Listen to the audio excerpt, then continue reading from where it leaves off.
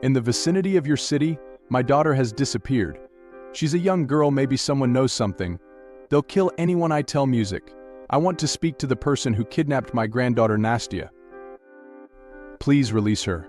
She's a very good girl, we love her deeply and are waiting for her. If you've already committed the sin and killed Nastya, I ask for mercy and for the chance to give her a dignified burial in Tyumen. Since 1995, children have begun to disappear. Some were found alive, others were not, and some were never found. When I started making this video, I didn't even suspect that this story wasn't just about one girl, but about dozens of children. The outcome of this story is terrifying. Who, and more importantly, why, has been kidnapping more than 20 children over nearly 30 years? And why did no one pay attention until 2021? Initially, this video was about Nastya Muravyova, an 8-year-old girl who was abused, killed, placed in a box, wrapped in plastic bags, and discarded. However, the horror of this story starts much earlier. Thus, a short video turned into a full-hour documentary. I've invested a lot of time and effort studying all the material. For your convenience, I'll divide it into episodes. This time, before we begin, please leave a like not for me or my work on the video, but for this frightening story, which needs a large impact and exposure. Later in the video, you'll understand why. Also, leave any comment. It's thanks to you that my videos get noticed. Watch this investigation through to the end, so the meaning isn't lost. In October 2007, a peculiar tension settled in Tyumen, a city previously known for its calm. At that time, local authorities faced a growing, little understood issue: a pattern of child disappearances recurring for more than a decade. These disappearances weren't isolated incidents, but a series of events that, once connected, revealed something disturbing. The victims shared common traits: children and teens aged 8 to 14, disappearing in broad daylight in public areas, never to be seen again. For the families, these reports were endless nightmares. For authorities, an investigation without answers. In May 1995, the case of Julia Raskovalova, the first officially recorded victim, marked the beginning of what would become a haunting sequence. Julia disappeared on her way to school and was never seen again. Her case was quickly archived for lack of leads, but it paved the way for a long, dark series of similar events. In the following years, teenagers and children vanished with the same frequency and under equally murky circumstances. In each case, the investigations barely moved beyond the initial stage: no witnesses, no solid leads, and no explanation. Over time, the investigations became more frequent, but still, little conclusive. Between 1997 and 2007, more than 15 children went missing, and no suspect was apprehended. The city began to be haunted by these disappearances, and rumors of a possible Tyumen maniac started to circulate among the population.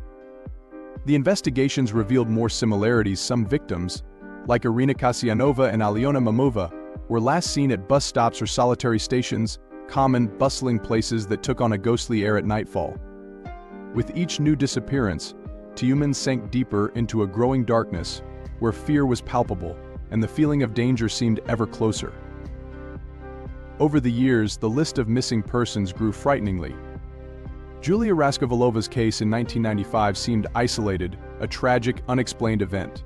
But just months later, another teenager, Yelena Kivit, 15, vanished without a trace. Initially, authorities hesitated to connect the cases, treating them as independent occurrences, each archived in thick, dust-covered folders piling up on police department shelves. However, over time, the pattern became impossible to ignore. Girls and boys aged 8 to 14 vanished under disturbingly familiar circumstances, and the number of shattered families increased in slow, devastating progression.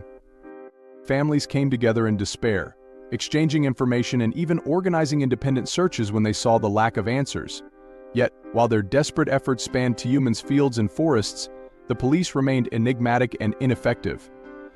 No significant suspect was captured, and reports of possible sightings or concrete clues were scarce and, in many cases, contradictory. For investigators, this was a shadow hanging over the city, a dark mark increasingly difficult to ignore with each new name on the list. Instead of clarity, time only brought more questions, and Tyumen seemed at the mercy of an invisible assailant. The 2000s brought renewed focus to the disappearances. Alyona Mamova's case in 2007 sparked a wave of fear like never before.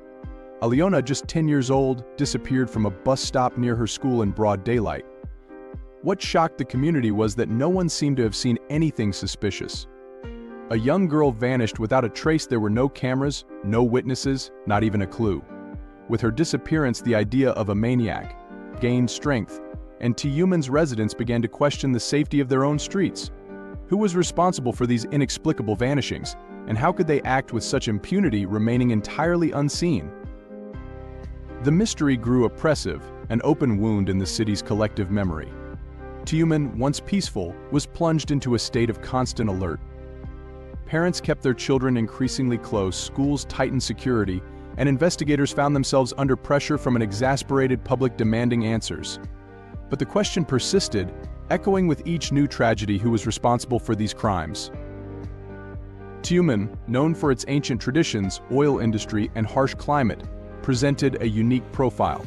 In the late 1990s and early 2000s, it was undergoing an economic transformation, growing rapidly but lagging in social structure and public safety. The areas most affected by the disappearances were precisely those bypassed by economic progress: suburban neighborhoods where residents struggled to adapt to the city's growth. These neighborhoods were often poorly lit, with vacant lots, dirt roads, and a silence at night that became almost threatening. In these areas, distanced from the bustling city center, families lived modestly and worked hard, their daily routines focused on survival. Children often walked to and from school alone, covering long distances through fields and small forests. Security resources were limited, and the city relied on a few patrol cars to cover vast suburban stretches. For residents, a missing child was devastating, yet a bitterly familiar reality due to limited access to justice. Beyond the economic challenges, Tyumen was facing a cultural crisis. Local traditions and a strong sense of community were gradually eroding in the face of rapid change. The population was growing quickly, bringing with it social issues, generational tensions, and an increasing sense of isolation. Whereas everyone used to know each other, now with population growth, anonymity spread. Fear was no longer shared but internalized, and the feeling of helplessness increased. The instinctive neighborly support that once characterized the community was beginning to disappear, further complicating the work of the police and local authorities. In this environment, these crimes found fertile ground to grow. The emotional distance between people, compounded by the lack of support from authorities, created an invisible barrier, making any progress in resolving the cases even more difficult. It wasn't uncommon for reports of disappearances to be ignored for hours or even days, a negligence that only benefited the criminal's silence. For many in the city, the sense that something dark lurked in Tyumen's own shadows became a nearly unbearable reality, a constant weight that stifled any hope for justice. The case of Julia Raskovalova in May 1995 marked the beginning of a series of disappearances that still haunt Tyumen.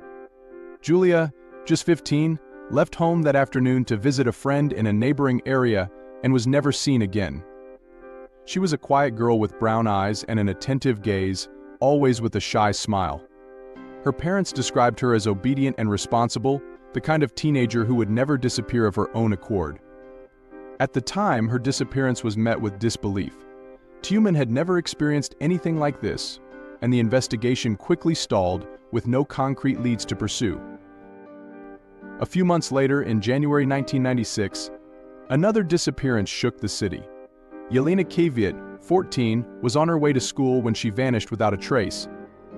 There was something even more unsettling about Yelena's case. It was a regular morning, and she was last seen crossing a street in a busy neighborhood. She wore a striking red jacket that should have caught people's attention, yet no one recalled seeing her after that. The lack of witnesses and her sudden disappearance in broad daylight shocked the community, awakening a suspicion that something sinister lurked on Tyumen's streets. As the years went by, the disappearances became more frequent, almost always involving boys and girls between the ages of 8 and 15. The circumstances were eerily similar: children disappearing on their way to or from school, often in places where they would normally be safe. Aliona Mamova, 10 years old, was one of those victims. On an ordinary day in 2001, she left home and walked to a bus stop, but never reached her destination. The bus stop where she vanished was less than 500 meters from her house on a street that, though deserted at night, was relatively busy during the day.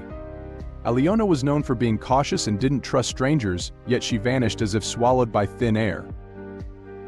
Over time, a disturbing pattern emerged. There were no signs of struggle, no physical evidence, only the void left by children who never came home. For the families and the few investigators trying to connect the pieces, it became clear that the perpetrator knew the city well and understood how to go unnoticed. The city of Tyumen, once tranquil, was now living in fear. The streets that children once roamed freely were now shrouded in silence, and with each new disappearance, a sense of terror took root, becoming a dark presence hanging over the city. Since Julia Raskovalovan's disappearance in 1995, the investigations faced nearly insurmountable obstacles. Without witnesses or physical evidence, detectives had little to go on. The children simply vanished, leaving behind only traces of what they might have been. The police tried to retrace their steps but always hit dead ends. The few leads that surfaced, such as vague reports of a child seen entering a car or the mention of a suspicious man near a school, were inconsistent, like loose puzzle pieces that never fit. The lack of resources was also a constant hurdle. Tyumen, despite its growth, still relied on outdated security infrastructure. Many of the disappearances occurred in areas without surveillance cameras, and the investigative teams, scarce in number, couldn't cover all the points of interest. Over the years, the unsolved cases began to wear down the investigators' morale. It was as if each new disappearance buried hope even deeper. Few dared to speak about it openly, but the fatigue and helplessness were evident on the officers' faces. For the families, the lack of answers was devastating. Every door knocked on, every phone call made in search of news brought only silence or the coldness of reports. The unending grief, without a body to bury or an explanation to make sense of the loss, slowly tore these people apart. Some parents refused to change their daily routines, keeping their children's rooms intact, hoping they would return any moment. Others withdrew, consumed by guilt or the unbearable weight of continuing life without answers. The community, in turn, oscillated between compassion and fear. Each new case became a reminder that no one was truly safe. Over time, distrust grew in the city. Parents began monitoring their children's every move, neighbors became suspicious, and the streets filled with rumors. Some accused the authorities of incompetence, and darker theories arose, from a child trafficking network to the presence of a serial killer. But regardless of the theories or the community's outrage, the investigations remained thwarted. Without evidence, suspects, or a solid line of investigation, only emptiness remained, a feeling of helplessness that shrouded Tyumen like a shadow, a warning that the mysteries would continue unresolved for a long time. With time, the profiles of the victims began to reveal disturbing patterns, a haunting consistency that hinted at something meticulously planned. Most of the victims were girls between 8 and 14 years old, with delicate features, often with light-colored, shoulder-length hair. The angelic appearance of these children made the cases even more tragic and intensified the community's pain, as if the perpetrator was choosing victims with a visible innocence, something that might satisfy a twisted, calculating mind. The conditions surrounding the disappearances also followed an eerily methodical routine. All victims vanished on familiar routes, between school and home or at nearby bus stops, always during daylight hours, at times when the city was bustling, making the situation even more challenging for investigators. There were no signs of struggle, no witnesses who could point to a possible kidnapper or suspicious vehicle. The children seemed to be lured away in a moment of distraction, almost as if they had been carefully observed beforehand. Other similarities among the victims added a layer of discomfort and fear to the investigation. Many of the children shared distinct facial characteristics, such as slight asymmetry in the eyes or small, unique marks like moles or scars. This level of specificity indicated that the perpetrator wasn't acting randomly but with an almost surgical precision in selecting his victims. Every detail was considered carefully, suggesting a methodical predator, perhaps someone familiar with the city and its routines who knew exactly how to exploit public security gaps to make someone disappear without leaving a trace. These disturbing commonalities led investigators to a chilling theory: a serial killer was operating in Tyumen, executing his plan with an unsettlingly clear pattern. The fact that so many children vanished from similar locations and under the same circumstances pointed to an organized, cold mind, someone who understood the victims' vulnerabilities and knew precisely how to navigate Tyumen's streets undetected. The clear pattern made the case even more challenging, as each new victim seemed to fit a specific profile carefully chosen, which only deepened the sense of terror and helplessness gripping the city. As the disappearances continued and the community's despair grew, several figures emerged as potential suspects, becoming targets of an increasingly pressured investigation and public opinion. Maxim Kalinin was the first to be linked to the crimes. Known for his unstable history, marked by multiple police reports of assaults and domestic disturbances, Kalinin was remembered by his neighbors as someone with a volatile temper, capable of violent outbursts in broad daylight. In a city struggling with fear, Kalinin quickly became a widely discussed name, a potential face for the horrors haunting Tyumen. However, the evidence against him was weak, fragmentary, and based mainly on rumors, making his connection to the cases more speculative than concrete. Another person of interest was Vitaly Berezhnoi, a former police officer with a reputation for erratic behavior. Berezhnoi possessed in-depth knowledge of Tyumen's more isolated and vulnerable areas. Having briefly worked as a patrol assistant, Berezhnoi's relationship with the authorities was complex. When Nastia Muravyova's body was discovered in 2021 in an area he had frequented, suspicion around him intensified. Authorities found a box near the girl's body, later traced back to Berezhnoi. Public pressure mounted, and many in the community already considered him guilty before any official verdict. Yet Berezhnoi's investigation was marred by contradictions and flaws. Initially, he denied any involvement, but under questionable conditions he confessed, claiming he was under the influence of substances. He also stated that on the day Nastia disappeared, he was in another part of the city on a job. Witnesses and phone records corroborated parts of his story, but the coerced confession left doubts even among some investigators. Public pressure was intense, and there was a general desire to close the case, leading to accusations that the police were looking for a scapegoat instead of finding the real culprit. Other names emerged among the city's theories and rumors, including a man known only as the Frenchman, an eccentric foreigner living on the outskirts of Tyumen who was known for inviting children to his property, raising suspicions. Although initial investigations hadn't found any concrete evidence against him, speculation in the city continued. The public's demand to identify a culprit not only divided the community but also hampered the investigation, with detectives caught between the need for justice and the urgency to provide an answer to the population. Tension in the city escalated, and while the cases remained unsolved, panic and mistrust increasingly seeped into daily life in Tyumen. In recent years, the case gained renewed attention with the trial of Vitaly Berezhnoi, formerly accused of Nastia Muravyova's murder. The trial, which began in 2021, drew attention across Russia, reigniting interest in the series of disappearances in Tyumen. During the trial, the prosecution relied heavily on Berezhnoi's initial confession and the fact that Nastia's body was found near an area he allegedly visited days before. However, the defense argued that Berezhnoi had been coerced into confessing, pointing out inconsistencies in statements and a lack of strong physical evidence definitively linking him to the crime. With each hearing, tension rose and public opinion became increasingly polarized. A significant twist occurred when criminal profilers were called in to analyze the pattern of disappearances in Tyumen. Experts created a psychological profile of the possible killer, describing him as a man with a nondescript appearance, meticulous, with deep knowledge of the city's layout and vulnerabilities. According to the profile, he was likely someone who lived alone, familiar with the outskirts and capable of blending into the community, allowing him to operate unnoticed. To the surprise of many, the profile didn't completely align with Berezhnoi, hinting that the true perpetrator might still be at large. This analysis cast new doubt on the impending conviction. Additionally, new theories began to circulate, some suggesting that the responsible party might be someone with privileged access to local information, perhaps even someone connected to law enforcement. The notion that the killer was someone within the investigation itself raised dark questions, suggesting that the person behind the crimes might be manipulating the process to divert attention.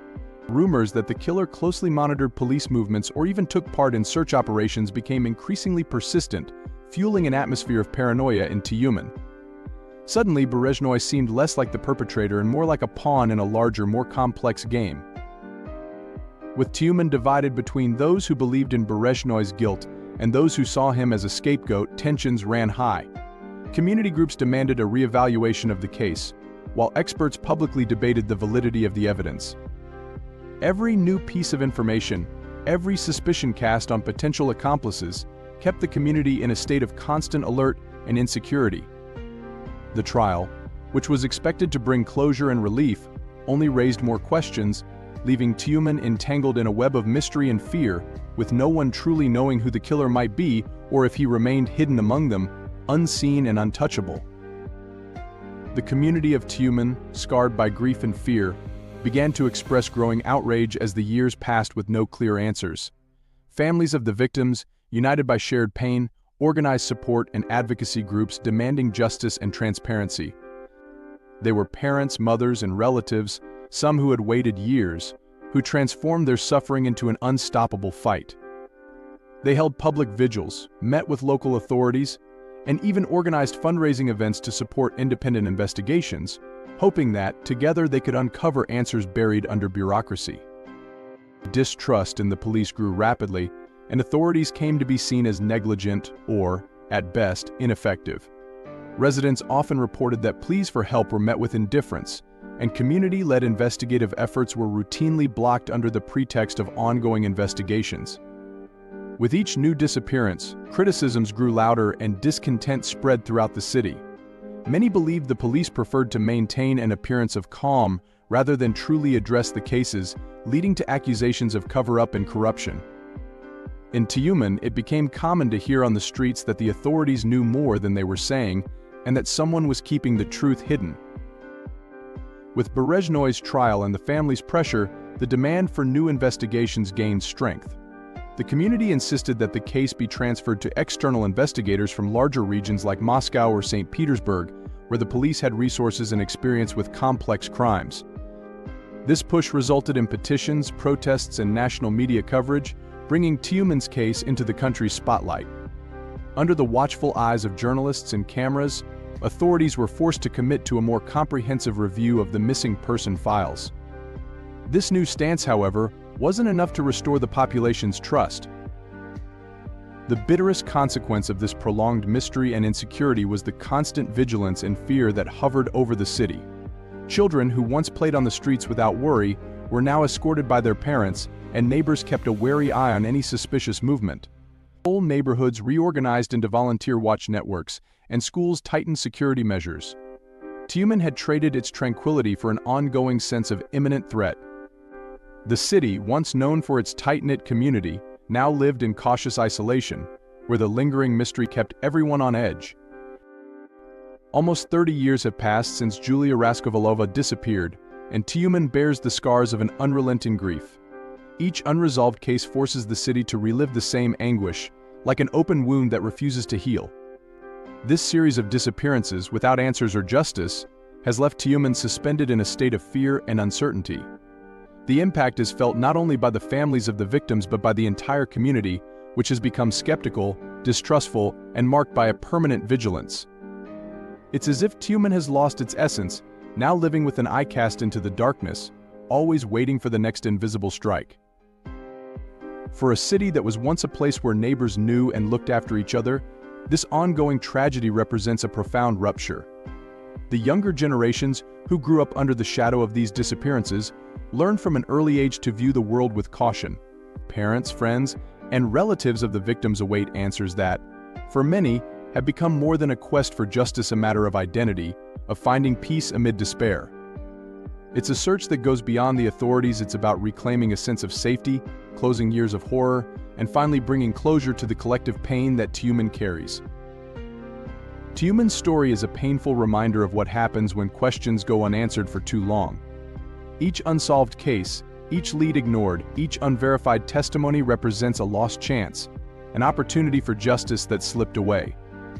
The weight of these years has not only built mistrust and sorrow, but has also shown the importance of a society that demands and holds on to answers.